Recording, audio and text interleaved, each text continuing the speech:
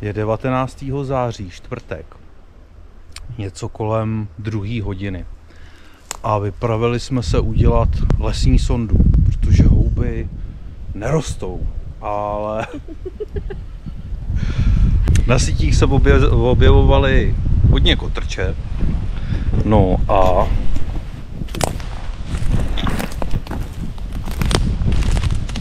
dneska bude kotrčový den, jak to tak vypadá.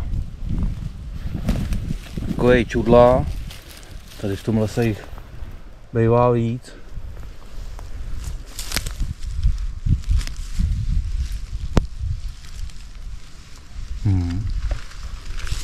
Krásný, krásný.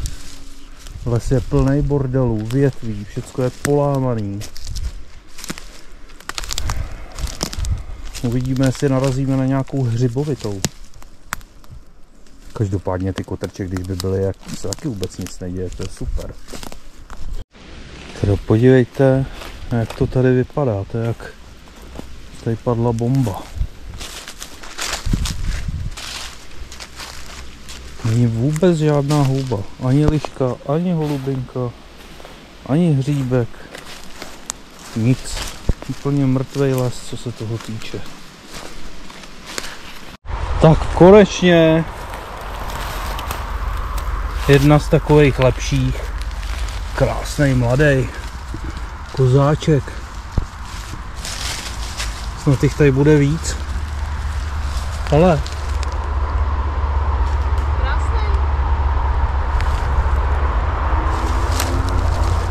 je 3/4 jeden kotrč a jeden kozák.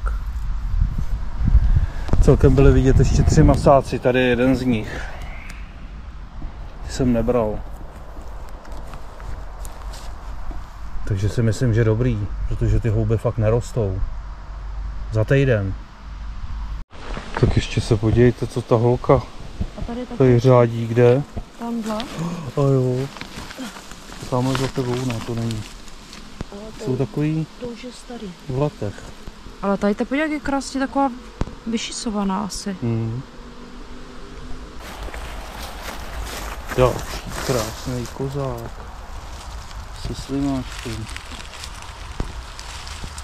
Ukousanej. No, tak my ještě budeme úspěšní ve finále. No.